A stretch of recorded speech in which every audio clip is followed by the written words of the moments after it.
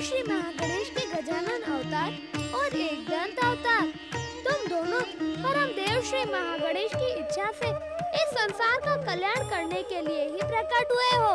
गौरी पुत्र, हम इस सत्य को परम देव श्री महागणेश की कृपा से जानते हैं कि आप कैलाश से कहीं नहीं जा सकते। हम यह भी जानते हैं गौरी पुत्र कि आपने परम देव श्री महागणेश की इच्छा अनुसार हम दोनों के लिए भिन्न भिन्न कार्य निश्चित कर दिए हैं। गजानन, एकदम तुम दोनों को परम देव श्री महागणेश की कृपा से अपने प्रकट होने का उद्देश्य ज्ञात है। माता की आज्ञा और इच्छा का सम्मान करना हर पुत्र का कर्तव्य ही नहीं, धर्म भी होता है। जो पुत्र माता की आज्ञा का पालन नहीं करता वह कभी भी सफल नहीं होता है। गौरी पुत्र, आपकी सफलता से ही तो हम सबकी सफलता है, क्योंकि आप परम देव श्री महागणेश के श्रेष्ठ, प्रथम और मूल अवतार हैं। हम सब समान हैं, ना तो मैं श्रेष्ठ हूँ, ना ही मैं तुम सबसे प्रथम और ना ही मूल। परम देव श्री महागणेश की परम ज्योति में हम सबका स्थान सुनिश्चित और एक समान है। परंतु परम देव श्री महागणेश की इच्छा और जगदम्बा माता पार्वती की कामना को पूरी करने के लिए तो आप ही सबसे पहले अवतरित हुए हैं। जब आप लोक कल्याण की भावना से माता पार्वती के पुत्र के रूप में आए थे, तब तो हमें आकार भी नहीं मिला था। आकार भले ही ना मिला हो, परंतु तुम सबका तत्व तो मेरे ही समान श्री महागणेश की परम ज्योति में सुरक्षित था। फिर भी सबसे पहले तो आप ही आए। जिसे आप सबसे पहले कहते हैं, उसे मैं अंतिम भी सिद्ध कर सकता हूँ। वो कैसे?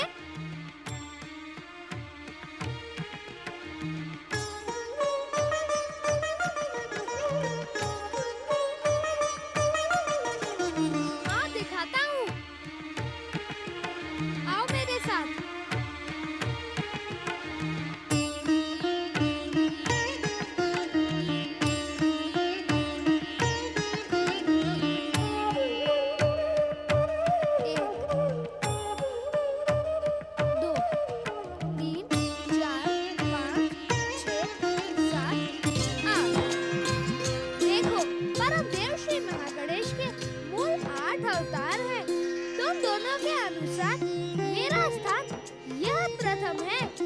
क्योंकि तुम दोनों गिनती यहाँ से प्रारंभ कर रहे हो, और यदि गिनती यहाँ से प्रारंभ न करके यहाँ से प्रारंभ की जाए तो मेरा स्थान प्रथम के स्थान पर अंतिम हो जाएगा।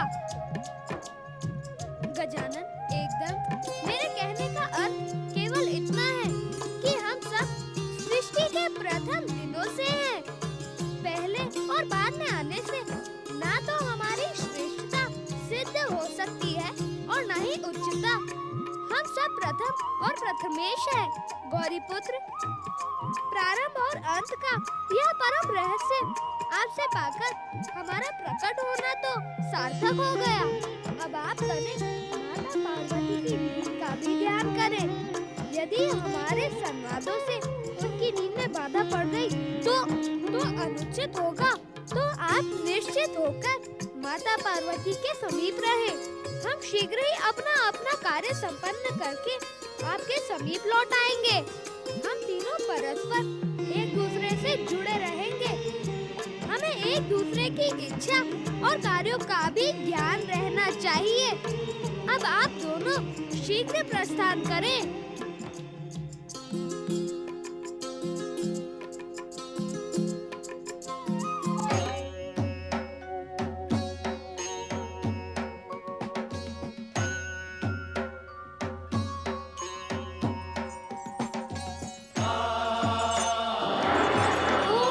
शिवाय।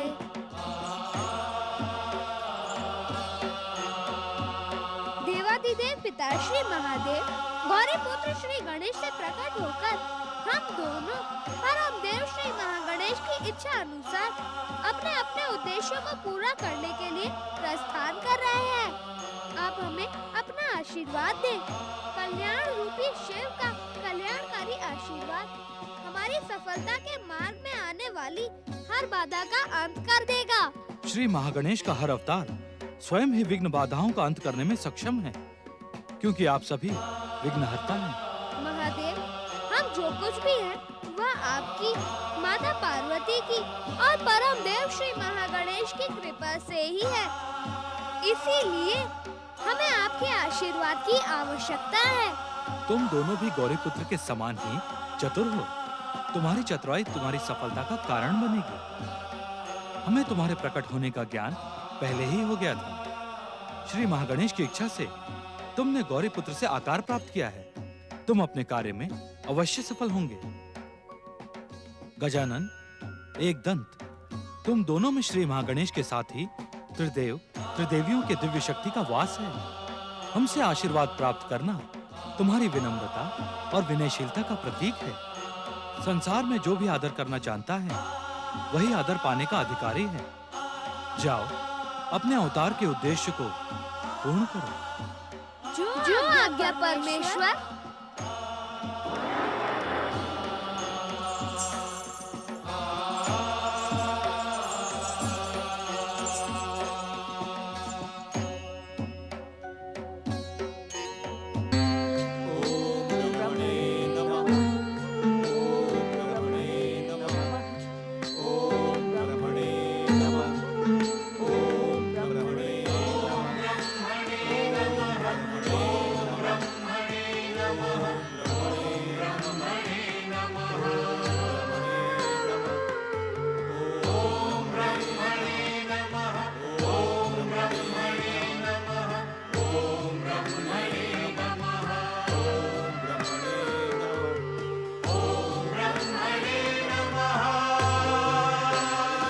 पौत्री के साथ ये अन्याय नहीं कर सकते परमपिता।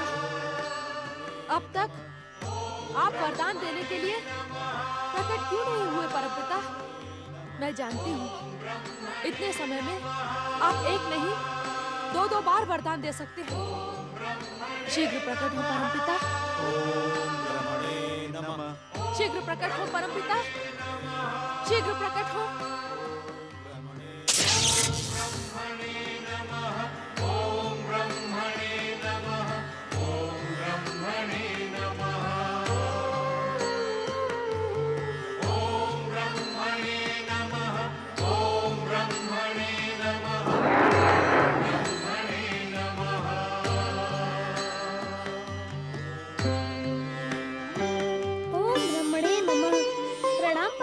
ब्रह्मदेव।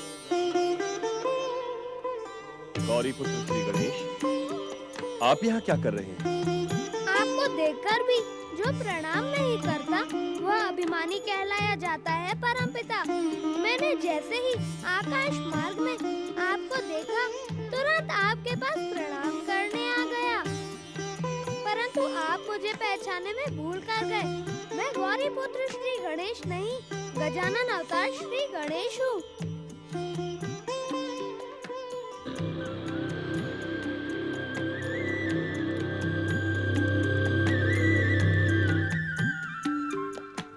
चाहे गजानन हो अथवा गौरीपुत्र, मेरे लिए श्री महागणेश के सभी अवतार एक समान हैं। सत्य वचन परमपिता।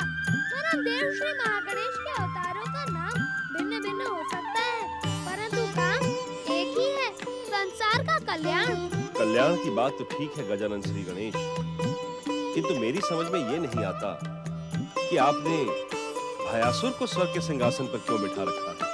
क्या भयासुर का स्वर्ग के सिंहासन पर बैठना अनुचित है?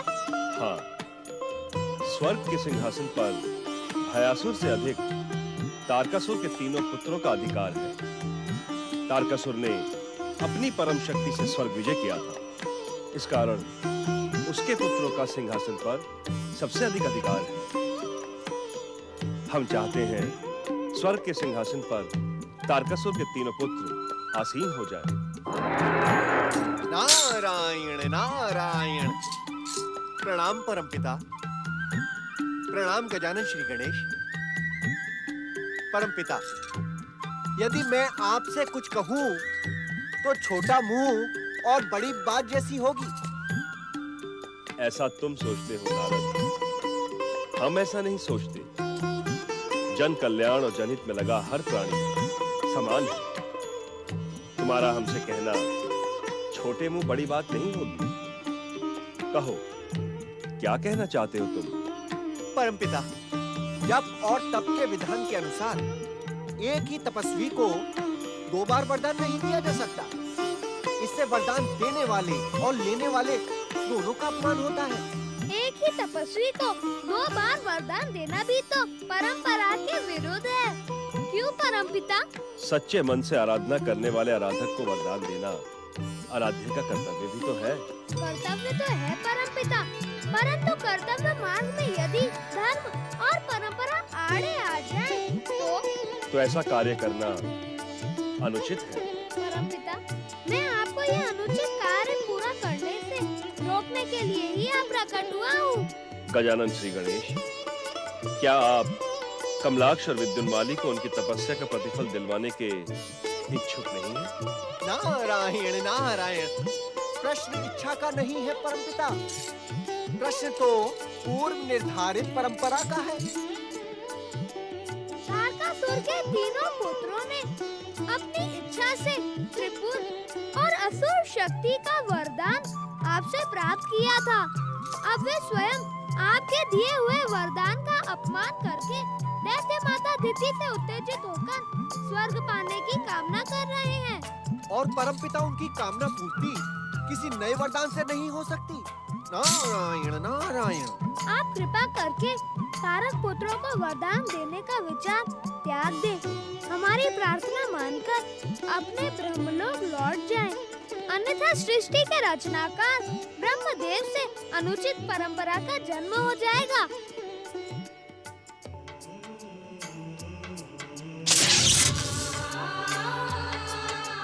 देवर्षि, अब आप तारक पुत्रों को ब्रह्म आराधना से लाभ न मिलने की सूचना देकर नई लीला के सूत्रधार बने। परम देव श्री महागणेश की इच्छा से आप इसीलिए ही यहाँ प्रकट हुए थे। नारायण नारायण, जो आज्ञा गजानन श्री गणेश, आपकी आज्ञा शिरोधार्य। ओम गंग गणपतये नमः।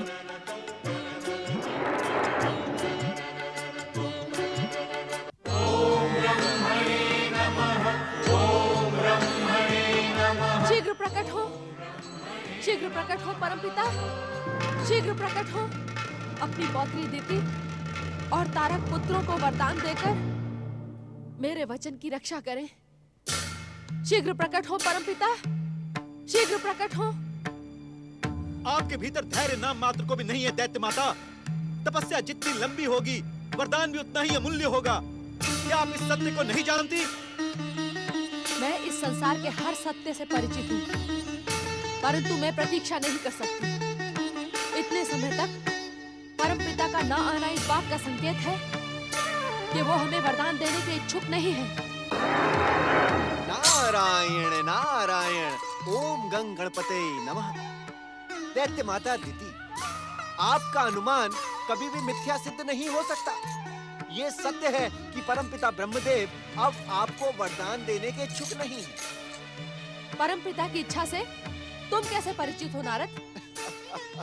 नारायण नारायण, दैत्य माता दिति, क्योंकि मैं अभी अभी परमपिता के दर्शन करके ही आ रहा हूँ। वे आप तीनों को वरदान देने रजतपुर आने ही वाले थे। तो अब तक आए क्यों नहीं? क्योंकि वे आकाश मार्ग से ही लौट गए। क्यों लौट गए? इस क्यों का उत्तर तो आपको परमपिता ही दे सकते हैं दैत्य माता। मैं तो केवल इतना जानता हूँ कि एक ही आराध्य द्वारा एक ही आराधक को 2 बार वरदान देने की परंपरा नहीं है। परंतु देव ऋषि, तारक पुत्रो, ये दुर्भाग्य तुम्हारा पीछा नहीं छोड़ रहा है। दैत्य माता दिति के प्रभाव में आकर तुमने ब्रह्मदेव की आराधना प्रारंभ की, किंतु तुमने ये नहीं सोचा कि तुम इनसे वरदान क्या मांगोगे। सोचा क्यों नहीं देव ऋषि, हम परमपिता से इस बंदी गृह से मुक्ति और स्वर्ग का सिंहासन मांगेंगे। नारायण नारायण, तो फिर इससे पहले बंदी गृह में रहने का वरदान क्यों मांगा था? तनिक बुद्धि का प्रयोग करो। क्या ब्रह्मदेव अपना दिया हुआ वरदान स्वयं ही मिथ्या कर देंगे? तो हम क्या करें नारद मुनि? देखो, ब्रह्मदेव की आराधना तो तुम दोनों ने स्वयं ही त्याग दी है। अब अपनी माता शांबुकी और पितामही वारांगी के समान परम देव श्री महागणेश की आराधना करो और अपना मनवांछित फल प्राप्त करो। दैत्य शत्रु नारद, तुम अपनी चतुराई अपने पास ही रखो, हमें भ्रमित करने का प्रयास ना करो। सृष्टि के पहले दिन से ही श्री महागणेश दैत्य जाति के घोर शत्रु हैं।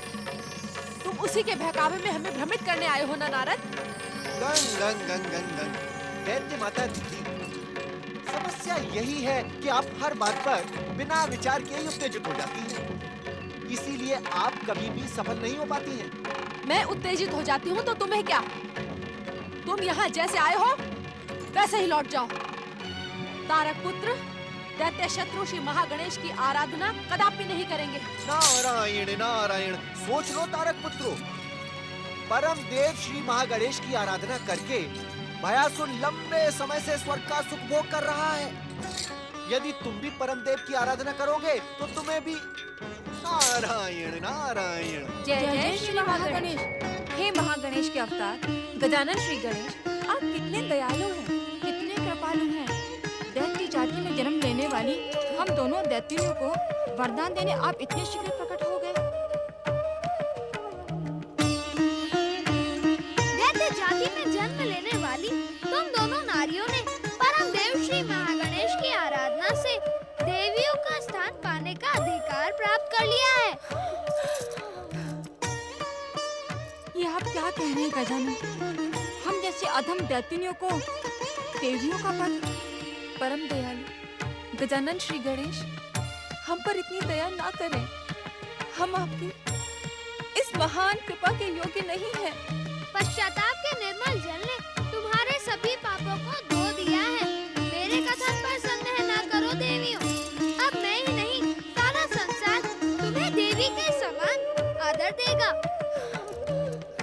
मैं तुम्हारी परम देव श्री महागणेश भक्ति से प्रसन्न होकर वरदान देने आया हूँ। जो इच्छा हो वह मांग लो। गजानन श्री गणेश की जय हो। नारायण नारायण।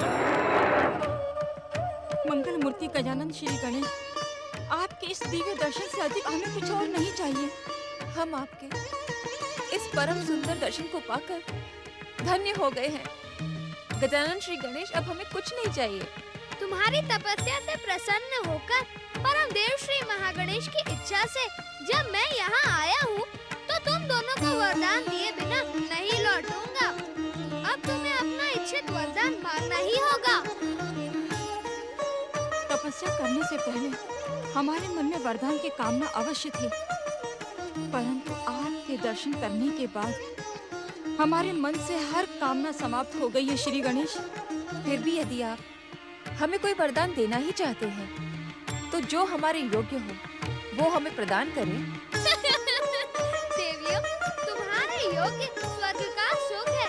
मैं तुम्हें स्वर्गासीन होने का वरदान देता हूँ।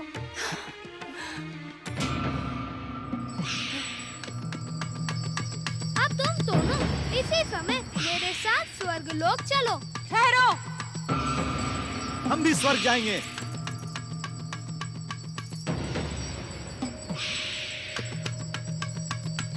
आप प्रसन्न तो हैं दैत्य माता? मेरे सुख दुख से तुम्हें क्या? तुम यहाँ क्यों आए हो? चले जाओ यहाँ से। दैत्य माता अपने ही स्वार्थ, क्रोध, प्रतिशोध और द्वेष के कारण परम देव श्री महागणेश की दृष्टि में तुम स्वर्ग जाने की योग्य नहीं हो। और ये दोनों तारक पुत्र भी तुम्हारे ही कारण पथभ्रष्ट हो चुके हैं। अब तुम तीनों सुख से इसी रजतपुर में रहो, क्योंकि मुझे तुम्हारे सुख दुख से